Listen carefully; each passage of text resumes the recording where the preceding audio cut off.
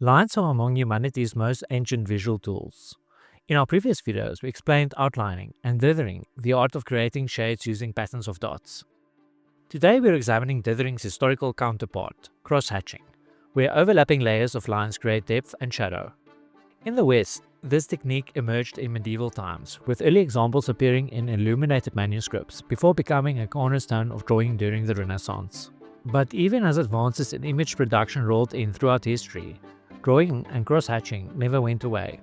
Scientific illustrations, early printing, design drawings, artistic planning and experimentation, and of course, expressive masterpieces from Rembrandt to Moebius. What's fascinating about cross-hatching is its deeply personal nature. No two artists hatch alike. A trained eye can identify a Rembrandt or Dürer from their hatching patterns alone. It's remarkable how many different ways artists have discovered to create shadows using nothing but the intersection of lines.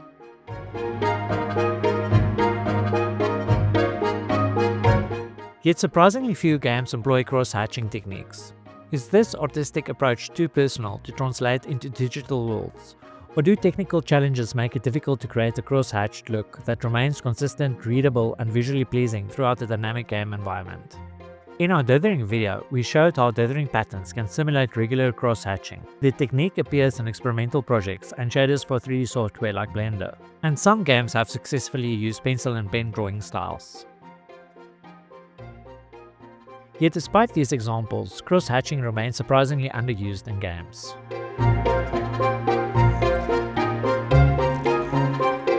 Hi there, I'm Herman from Game Logic FX.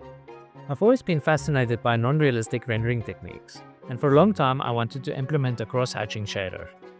In this video, I show you my approach for designing shaders that mimic the texture and expressiveness of traditional cross-hatching. We also built on the techniques from our dithering and outline videos to get the sketch look. I hope that this inspires you to experiment with cross-hatching in your own projects. There's so much unexplored creative territory waiting to be crossed in our medium of games. After watching this video, you will understand how to use layering of textures in a post-process shader to create a cross-hatching effect. You will also understand the basics of UV displacement and how you can use this to control the appearance of the hatch marks. Here on this channel, we dive into the art and science of game effects. We'll revisit classic techniques that still shine in modern games and uncover innovative methods to give your projects that next level feel. So if you're ready to level up your effects, go ahead and hit subscribe and that notification bell. We've got some incredible content lined up. Now that we understand the historical context, let's unpack how cross-hatching actually works. The basic principle is simple. We layer lines on top of each other according to how dark we want the area to be. This straightforward approach is perfect for implementation as a post-processing effect, which is exactly what we'll do here. Similar to our approach with dithering, our first step is to convert the image to monotone, a single-color grayscale version that focuses purely on light and shadow.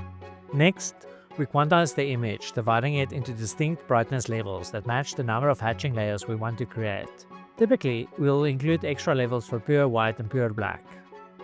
With our quantized image ready, we select and overlay the appropriate hatching layers. For grayscale images, we can multiply these layers together. This works particularly well when our lines are nearly black. For lighter gray lines, we can use this formula that simulates grays combining to make darker grays.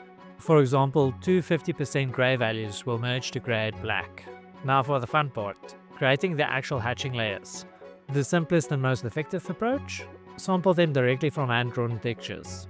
Besides making the programming very simple, it enables programmers with even the most modest of artistic abilities to get a decent and personal effect. For your hatching layers, you have two main options. You can create large full-screen textures, though drawing consistent lines across the entire canvas can be challenging. Alternatively, you can use smaller tileable textures, which present their own difficulties, especially for organic hand-drawn marks. If you're going the tileable route, digital tools with wraparound modes, like what you'll find with Krita, can make the process significantly easier. How many hatching layers you use and the rotation angles are crucial decisions that dramatically affect your final look.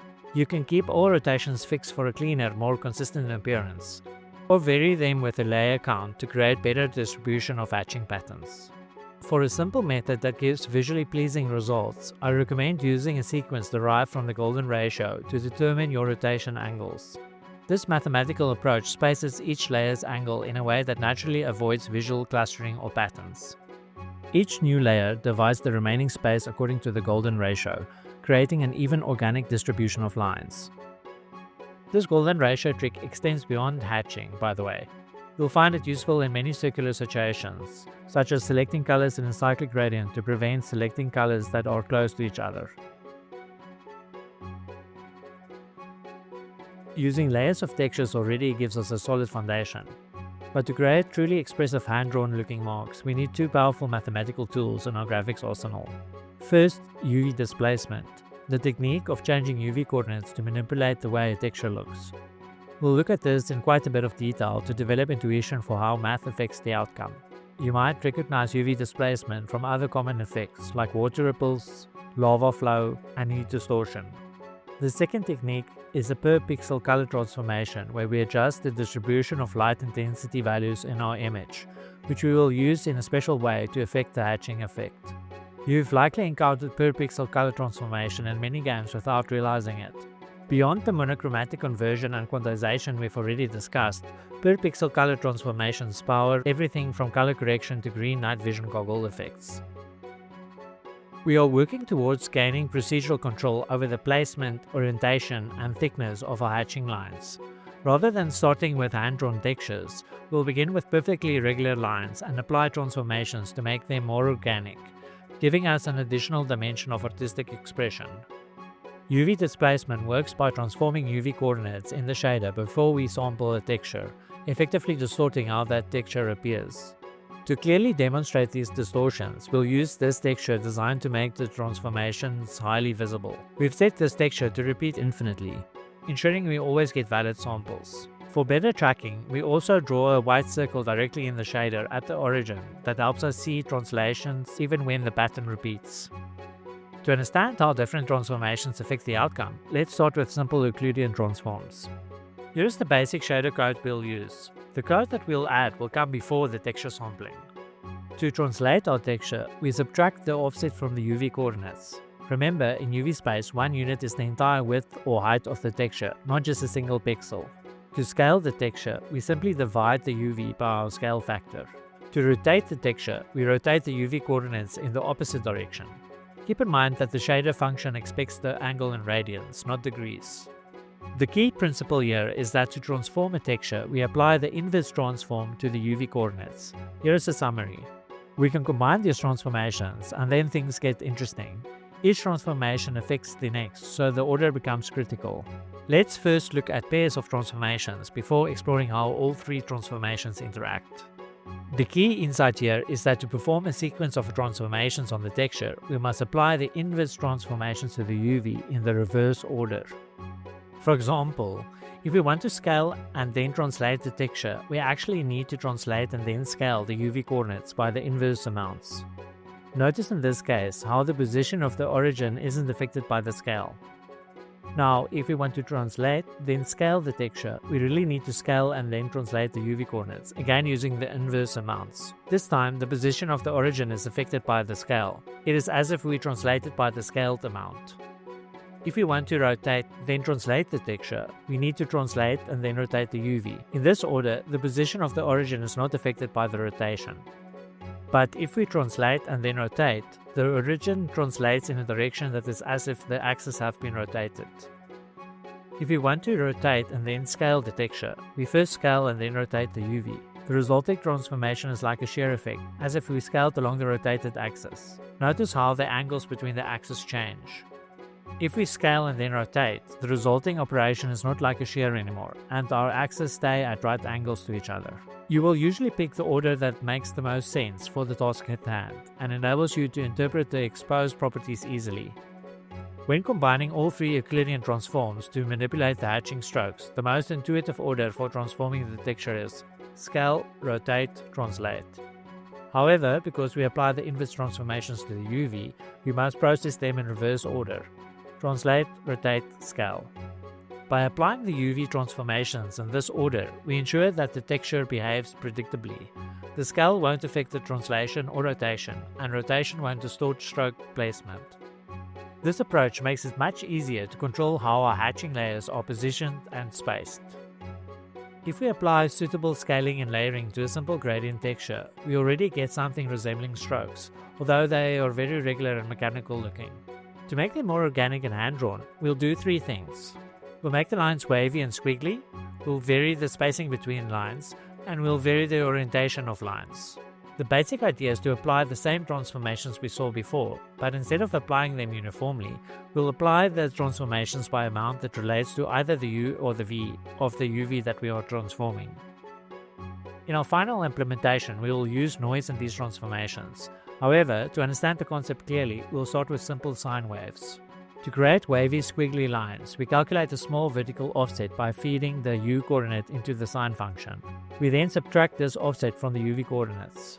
We can still combine this with other transformations. Here it is with scaling and rotation. To create uneven spacing between lines, we again calculate an offset, but this time we will base it on the V, not the U coordinate, of the UV. As before, we use the sine wave to modulate the offset. We can see the result a bit better if we scale the texture too. Notice how the horizontal lines are no longer evenly spaced. Finally, to vary the orientation of the lines, we rotate the UVs at an angle that depends on the V coordinate. Again, we use the sine wave to modulate the rotation. See how the horizontal line stays straight but point in different directions. Here is the effect if we scale the UV as well. Now let's put everything together.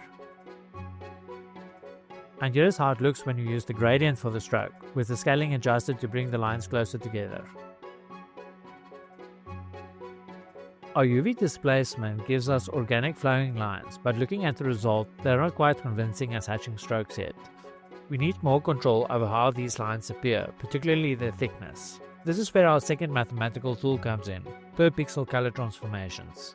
By changing the intensity before thresholding the image, we can precisely control the line thickness regardless of other transformations. To understand this concept clearly, let's simplify our approach. We'll temporarily remove all the transformations we just talked about and work with a basic linear gradient going from black to white. Looking at our visual, you can see the gradient next to a graph showing intensity as a function of the V coordinate. Since our texture transitions smoothly from black 0 to white 1, the graph shows a simple diagonal line. If we apply a threshold at 0.5, we transform this gradient into a clear division. Half becomes pure black and half becomes pure white. This creates a line with a thickness of 0.5 units. But what if we want to control this thickness more precisely? The power function offers the perfect solution here. By applying this function to the intensity values before thresholding, we can manipulate the thickness with mathematical precision. The power function gives us exactly what we need thanks to several key properties. It maps 0 to 0 and 1 to 1, so black stays black and white stays white. It is strictly increasing, which means that it preserves the relative brightness between any two pixels. If one pixel is lighter than another before applying the power function to both, it will still be lighter afterwards. It maps all values between 0 and 1 directly to values between 0 and 1, ensuring our intensity values always stay within the proper range. Besides, as an elementary function, it also makes it easy for us to do some algebra on it to derive the formulas we need. If you've worked with gamma correction before, this will be familiar. In the simplest cases, gamma correction also uses the power function. Here is how the transformation looks in our shader code. Now let's see how different power values affect our texture. When P is between 0 and 1, the curve rises, pushing more pixels above our cutoff value. The result? More white pixels and thinner lines. When P is greater than 1, the curve lowers, pushing more pixels below the cutoff. This creates more black pixels and thicker lines. Here's an interesting challenge.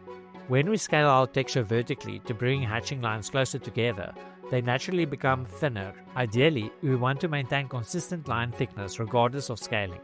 We can solve this by dynamically calculating the power value to compensate for the scaling effect. The key insight here is that we are using per pixel color transformations to achieve what's essentially a geometric effect, maintaining constant line width despite varying the scale. Let's look at the mathematical relationship between power P and the line thickness. The thickness is double the V coordinate where our curve hits the 0.5 threshold. For simplicity, we'll work with half the thickness, which we'll call T, so that full thickness would be 2T. So the relationship between the thickness and the power is this. When we add vertical scaling S, the relationship now is this. Now we want to calculate P given T. With a bit of algebra, we get this. Don't worry if you don't know or remember how this works. There's a link to a simple explanation in the description. Let's see how this works out. Here are our lines with thickness 0.05 and vertical scale factor 0.25 before and after thresholding. And here they are with a vertical scale of 1/16. Notice how the thickness remains constant despite the different scaling.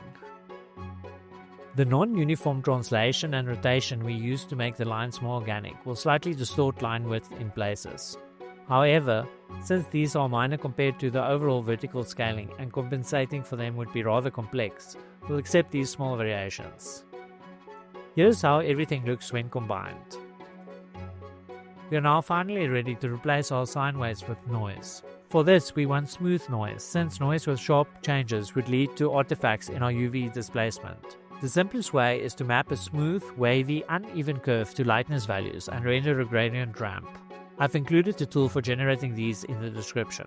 And here's the final result with our noise-based displacement applied to the strokes. Here we see the final result of our technique applied as layers in a post-processing effect. There's a lot more that we can do. This version uses cross-hatching over cell shading, and this version uses a polar transform to displace the hatching UVs. Here we render out the UVs of the objects to a texture, then use these UVs to sample the hatched texture. This means the texture moves with moving objects. Here we rotate the hatching texture based on a Voronoi diagram, and here on a checkerboard. And here are a few more styles, just for some inspiration.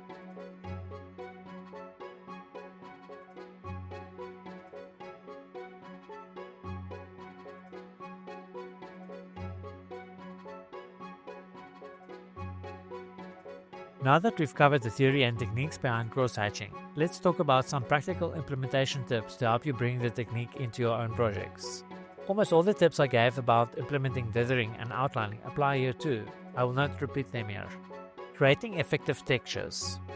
If you're a programmer experimenting with hand-drawn textures, I encourage you to pop open a drawing book and look at the variety of marks that you can make.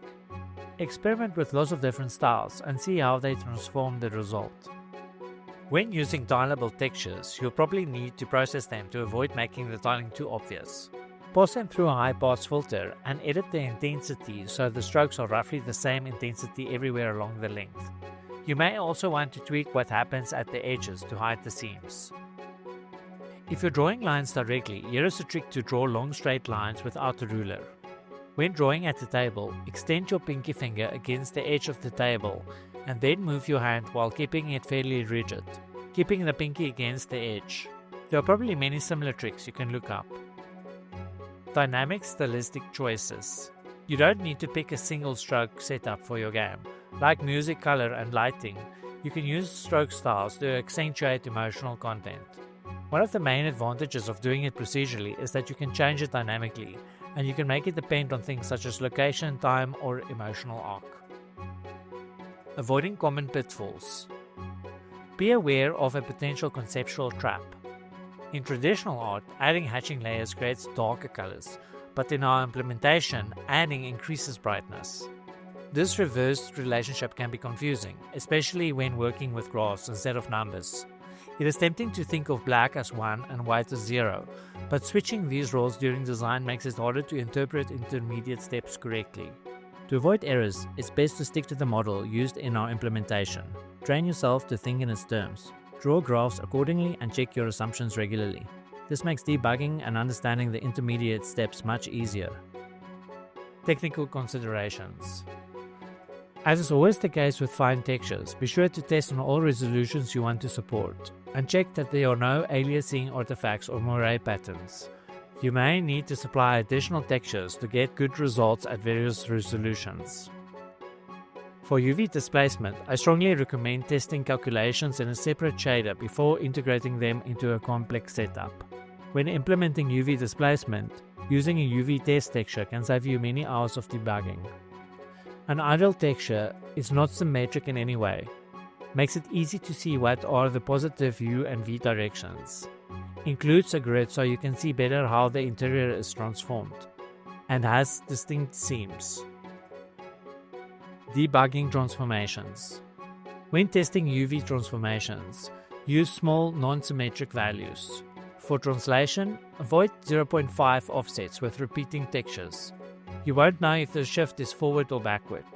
Use values like 0.25 or 0.33 instead for clearer visual feedback. For rotation, avoid 180 degrees since lines look identical, 90 degrees because the direction becomes unclear, and 45 degrees as it creates ambiguity with perpendicular lines. For hexagonal and triangular grid setups, also avoid 120 degrees, 60 degrees, and 30 degrees. Good rotation values are 27 degrees since it shifts the endpoint of the bottom edge to roughly the midpoint of the adjacent edge, and 18 degrees because it shifts the bottom edge about a third along the adjacent edge, making transformations easier to check. It is also useful to draw a circle at the origin as we have done in the visualizations of this video, so that the repetitions do not confuse you. Step-by-step development. When working out a sequence of transforms for UV displacement, take your starting texture, apply the transformations one by one, and visualize how each step affects the result. However, remember that in your shader code, you'll need to invert the transformation values and reverse the sequence. Make it easy to see what individual steps are. It is a bit trickier to get this right since the steps are in reverse order in the code and we can't use early returns. I usually just structure my code so that I can comment out any part of the displacement calculations. When doing tests where noise is a component, it is often useful to replace the noise with sine waves. It's much easier to tweak sine waves than to tweak noise. This will give you a good approximation of the final effect without getting bogged down in noise generation and processing details.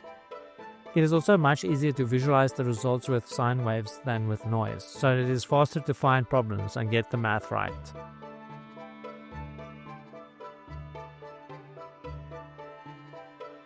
Experiment, combine techniques, and discover your own unique hatching style. The artistic heritage of centuries is waiting to be brought into the world of games. We've only scratched the surface of what's possible. If you experiment with any of these ideas, I'd love to hear about them. Remember to like and subscribe if you want to see more videos exploring the world of video game effects. I'm Arman for GameLogic FX. Thanks for watching. Until next time, happy cross-hatching.